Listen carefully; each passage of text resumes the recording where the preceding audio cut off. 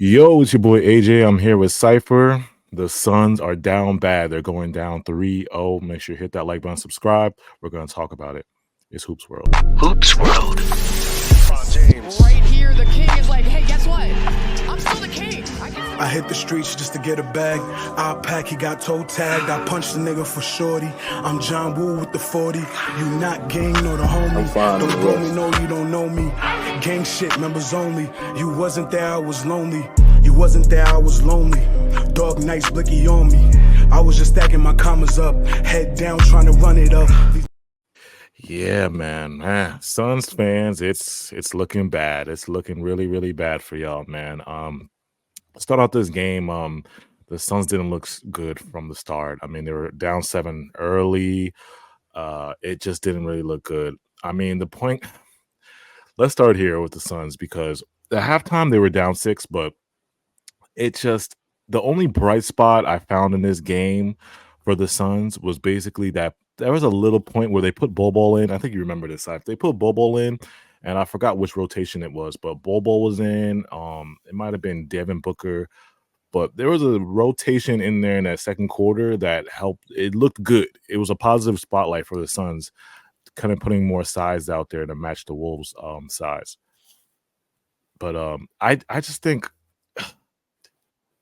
it's the Suns. What do you think is wrong with the Suns, bro? Because people are gonna look back at this series and think like, oh, they have the big three.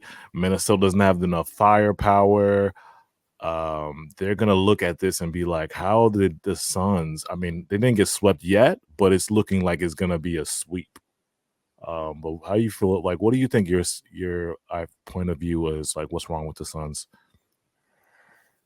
Just a lot of things. I mean, Yeah. okay, one, they have no depth, basically. All their money is tied into the big three. Yeah. And then just the way they play is just Beal, Booker, and Durant, or they're just so mid-range oriented, paint oriented that they just don't generate enough three-point looks, despite all three of them being great three-point shooters. Yeah.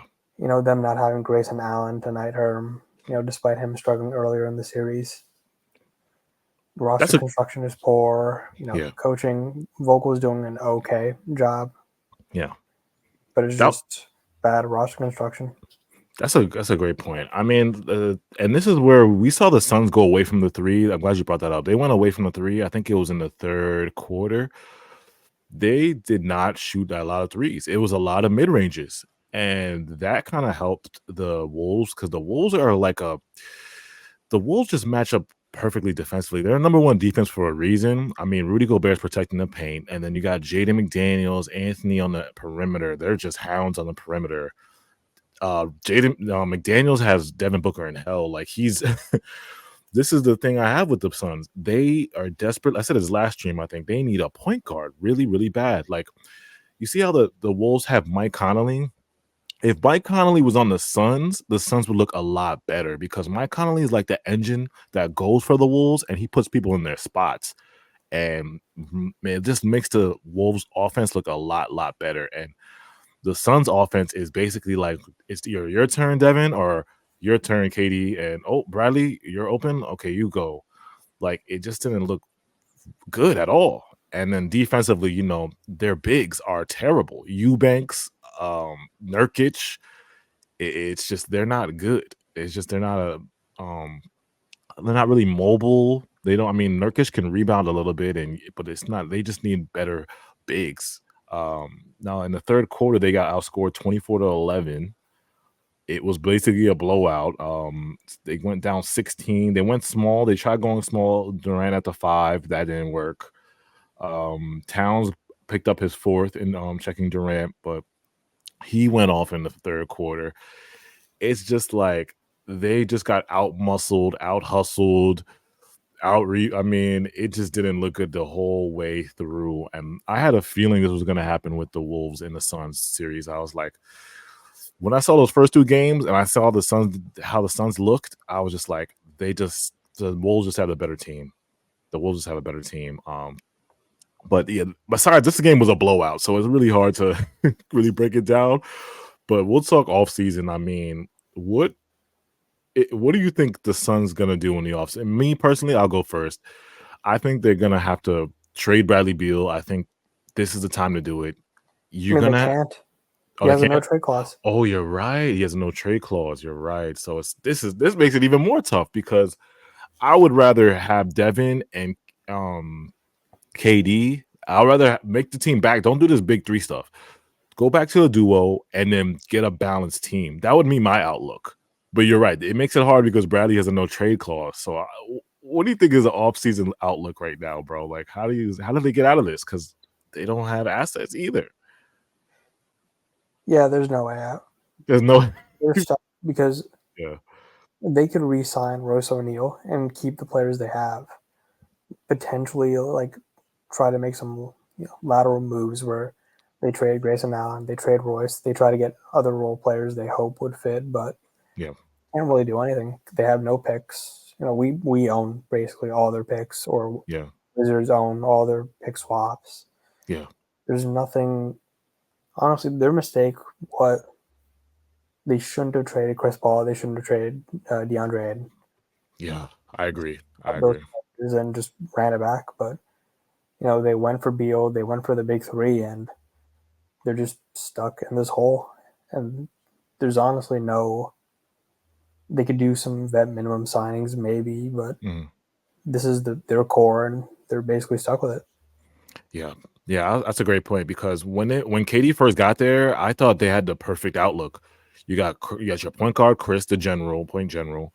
Then you got your big DeAndre Ayton, and they just broke that up, and I think they should have ran that again at least one more time because that to me is at least a more balanced team than this Bradley Beal and vet minimums and nobodies that you don't know on the bench. So, but like you said, it's like they have to desperately get a point guard first. I think the point guard is the biggest issue, and then get some bigs or find a way. I don't know how you're gonna do it. Find a way to get better bigs on this team because Eubanks and Nurkic is not it for me. But let's talk about Go ahead. The whole point guard thing too. It's they need a point guard, but they also need they need to empower the role players because and this is something we've experienced with our big three, with Kevin Durant and Kyrie Irving, is that when you have those players, it's just so hard to find players to play around them. Yeah. It's just hard to find guys to really just feel like they can play their own game, without trying to just strictly compliment them. So it's just not a point guard. They need someone. They need a good, high quality point guard that they trust. Yeah. That will have them all, Beal, Booker, Durant, just play off ball. Yeah. And the thing is, like, those three, they're so good they're offensively. Well, the Wolves shut them down this series, but that big three, they need like a wing defender, kind of like a McDaniels. You know how the Wolves have McDaniels? They need a lockdown, tall, lanky wing defender. And I don't know how they're going to get one, but it would be a really, really good staple on this team because these three, Devin and Bradley and KD is the best probably perimeter defender for them, and he's getting old. He's turning 36, 37. So it's like you're going to need a guy out there that can defend on the wing, the best player, because it's going to get murky if, they have no defense. The defense is really, really struggling here. But I want to talk about Anthony Edwards, and for the Wolves fans, this is a great, I think it's nice to see that after all the years the Wolves had failed, and this core has been together for a little bit. So it's good to see that finally that the hard work they've been putting in is paying off. Everybody's healthy. Cat, Gobert, Anthony had a great night tonight. I feel like he took charge of every time like they made a little run.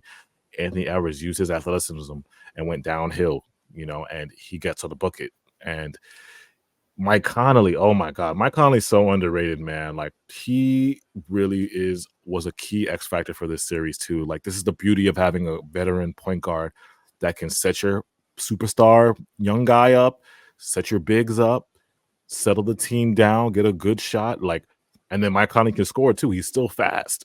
He's been playing for so long. He's still fast, but he can go downhill. So it's like it's really good to see. How you feel about the Wolves going forward, man? Like, how far do you think the Wolves can go, bro?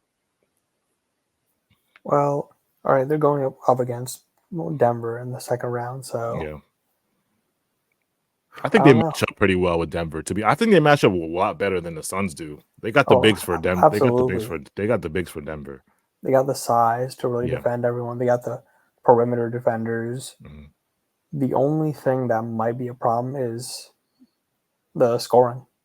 Yeah. You know, right now the Timberwolves, like, they look like the best offensive team ever because the Suns have no defenders. But you know, Denver, you know, they got Aaron Gordon, they got KCP, they got Peyton Watson, you know, they got Christian Brown. They got guys defenders that are locked. Yeah.